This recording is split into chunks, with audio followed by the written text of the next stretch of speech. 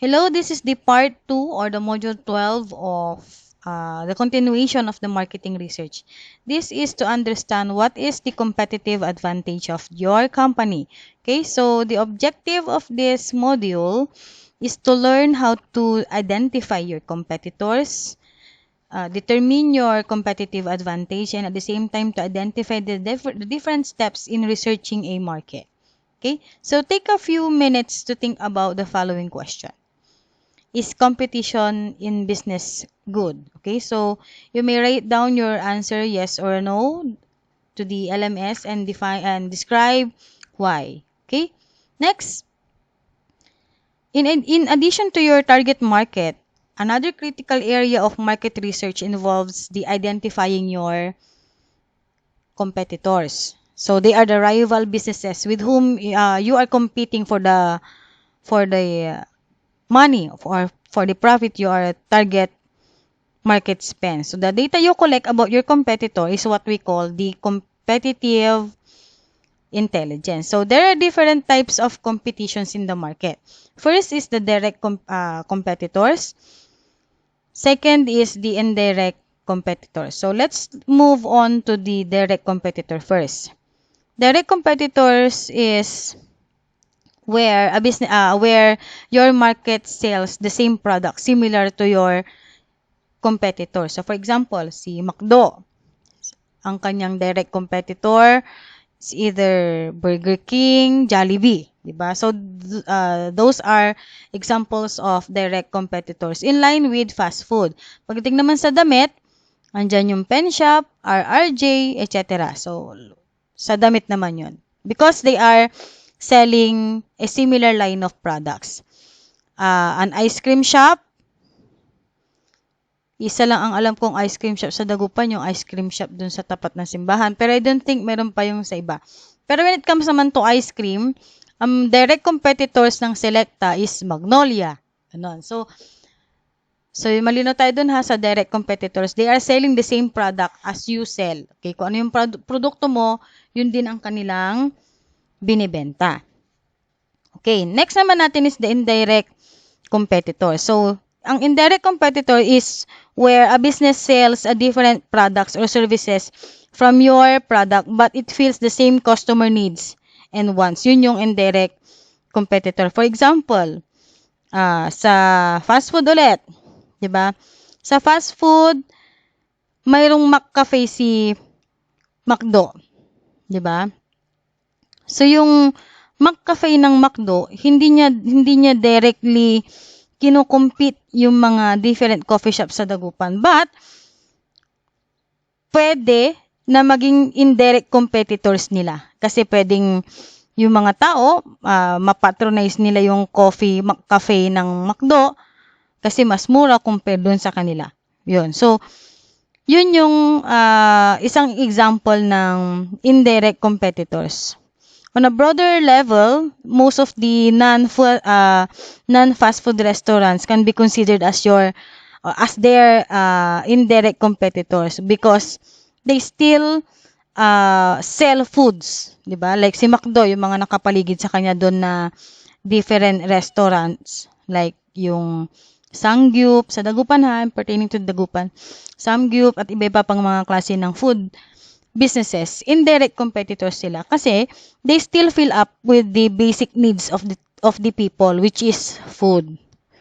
Yun yung dalawang klase ng competition na mayroon sa market, your direct competitors and your indirect competitors. Okay? So those are the examples. Another example pa natin, ano pa ba? Fast food sila. So, yun yung example, yun ang pinaka the best example na for me na pwede kong ma-share sa inyo na si fast food na McDo and Jollibee, mga nakapaligid sa kanila mga foods are their competitors. Yun pa, sa mga damit, di ba, may mga retail stores, ang mga pen shop, ang RRJ, pero may mga katabi pa rin sila na mga boutique na hindi nagbebenta ng the same brand nila, but also selling the same cloth pa rin na pangangailangan din ng mga tao. So, yun yun. Parang sa, sa palengke, di ba? major na nagbebenta ng bigas, pero yung mga katabi niya nagbebenta ng mga itlog, pero may mga benta rin sila mga bigas. So, they can consider them as indirect competitors. Okay? So, how would you determine or identify your competitive advantage? Napaka-importante that you have to determine your competitive advantage kasi sa merkado, hindi lang kasi dalawang klase ang competitors natin. Meron din tayong other form of competitors. Keep in mind that your target customer may choose option because based on the consumer behavior that they had, mga tao dun sa kanilang psychological core, magkakaiba yan. Pwedeng kinakausap kanila or they consider to buy your product pero they still also accepting the option na magtanong pa rin sa iba.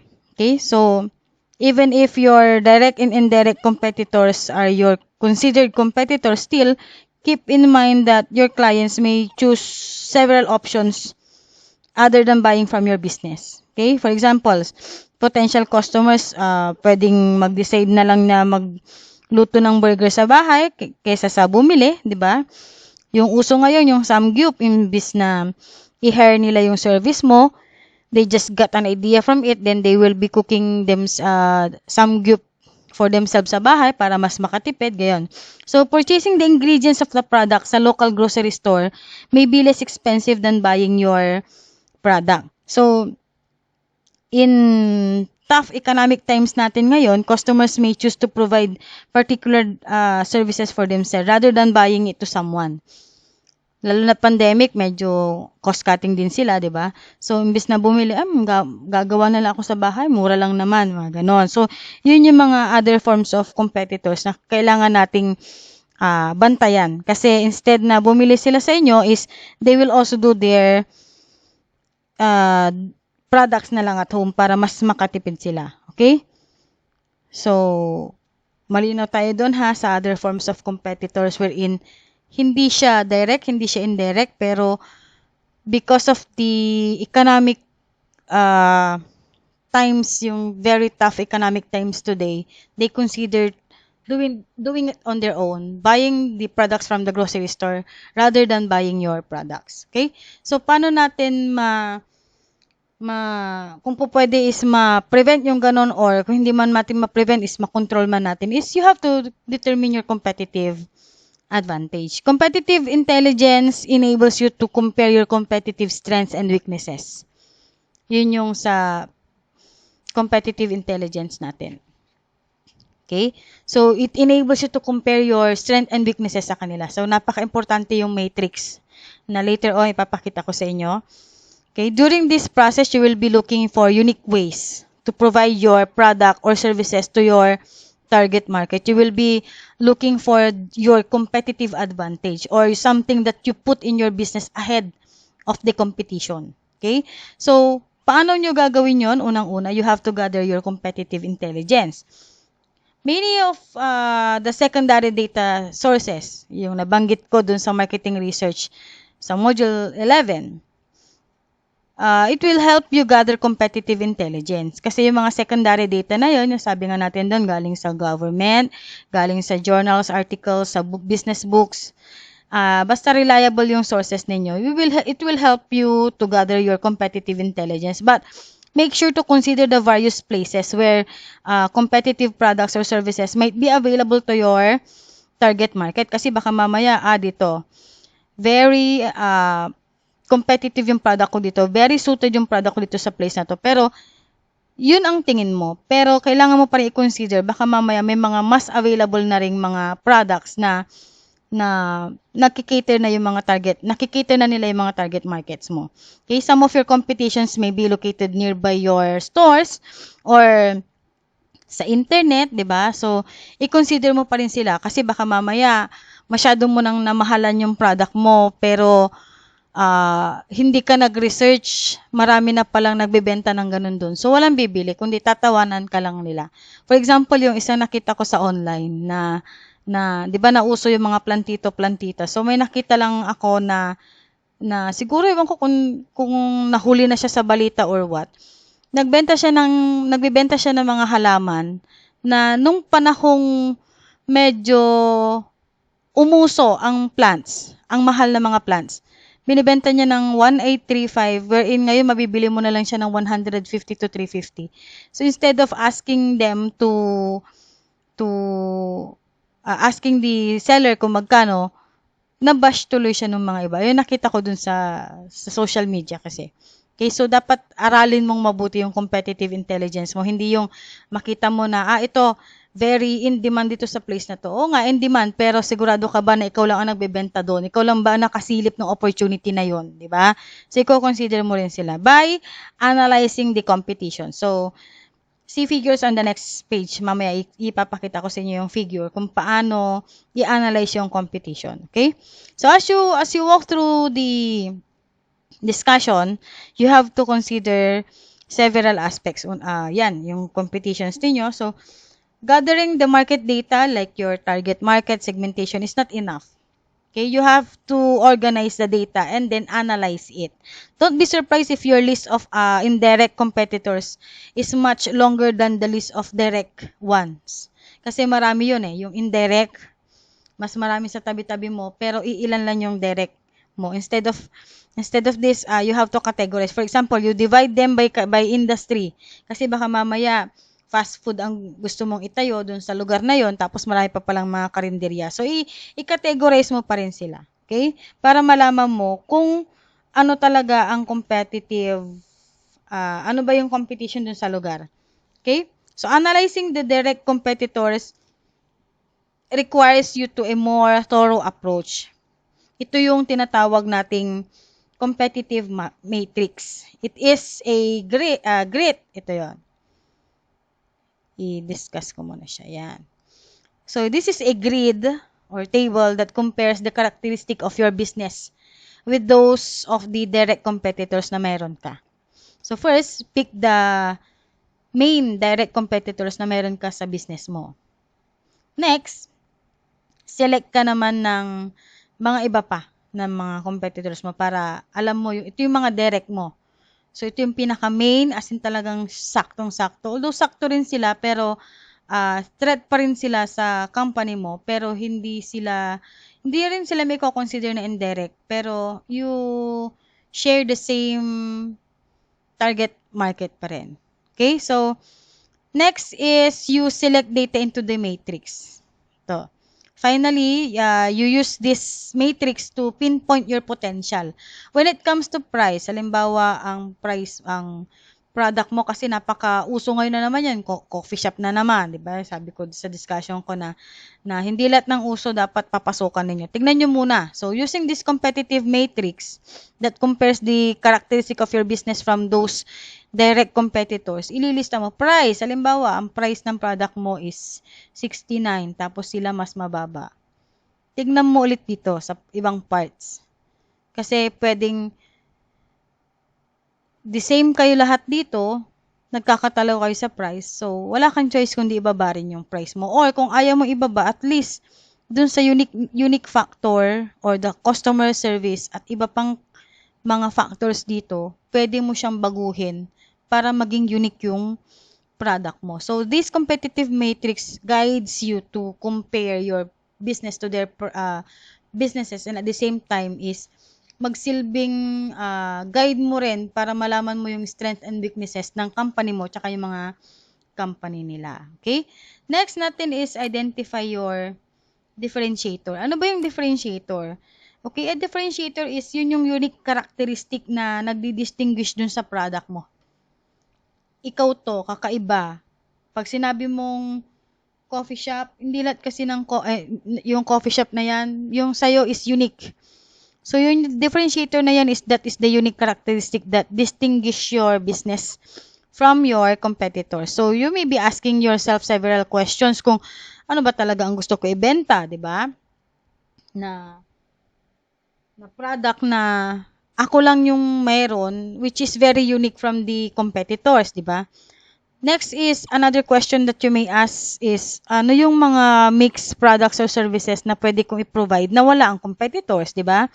Ano yung special delivery method ko or strategies ko na mayroon ako at wala yung iba na magiging competitive edge ng kumpanya ko, di ba?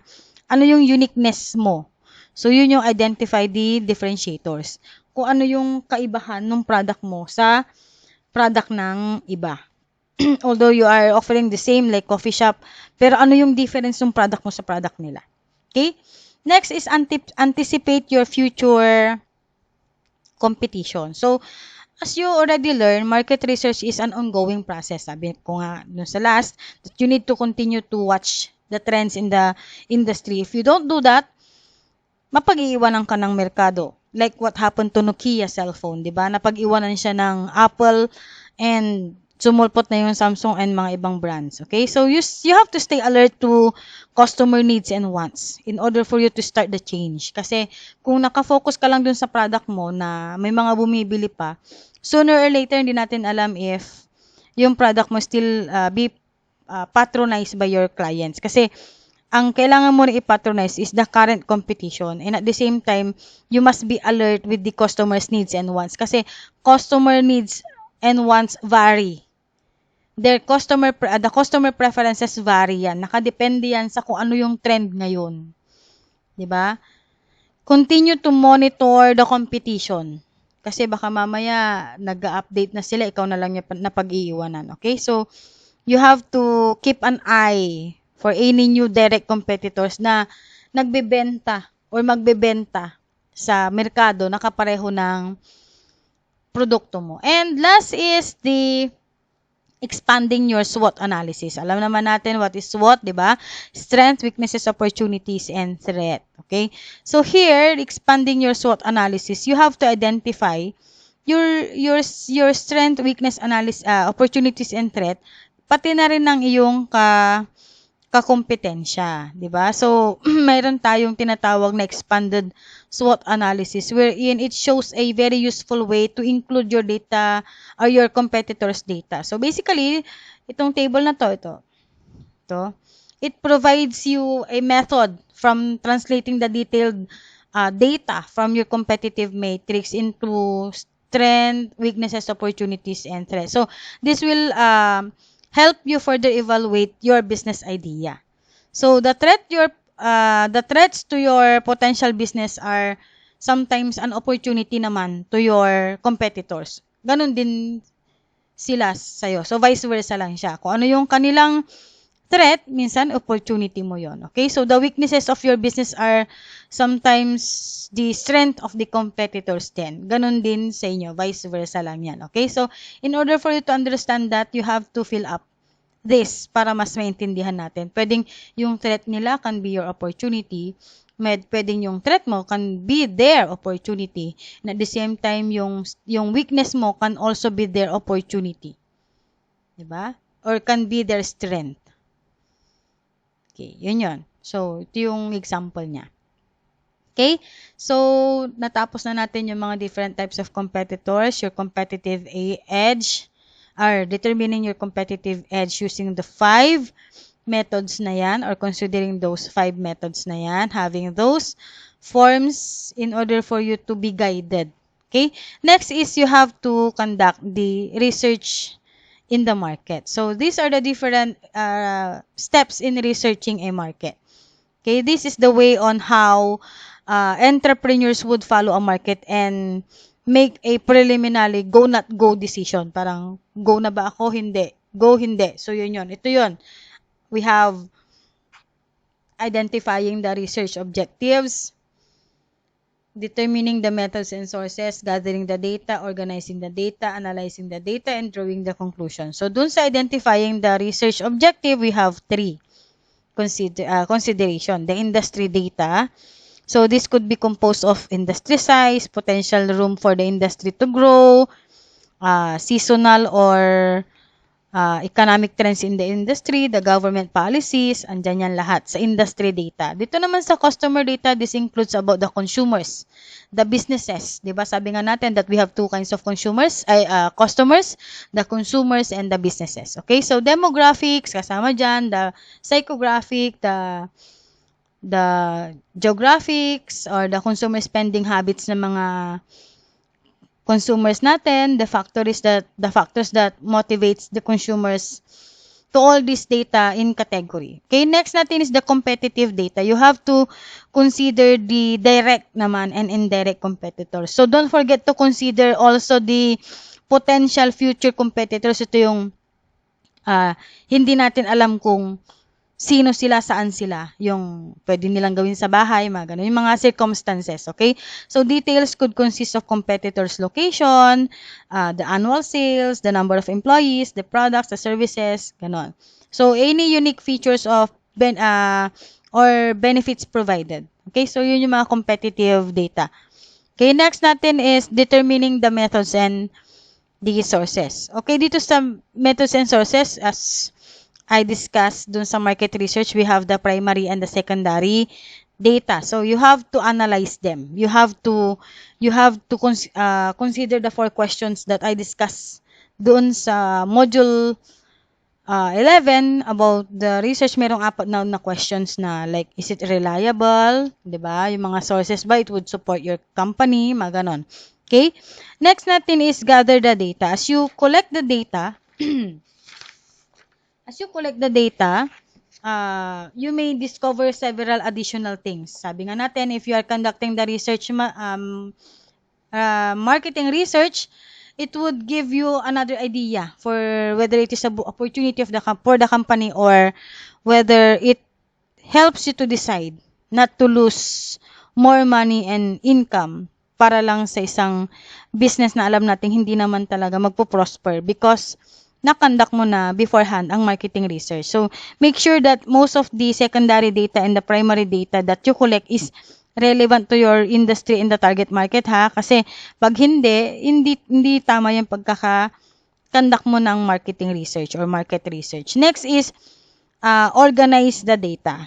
So, group them according to competitors, ganon. Tignan mo lahat yung mga different competitors mo. Pag nakuha mo na yung mga direct competitors mo, then dun, gamitin mo na yung competitive matrix para may compare mo na lahat ng mga characteristics ng business nila tsaka sa business mo. And you will be looking at the SWOT din nila. Okay, next natin is the analyzing the data.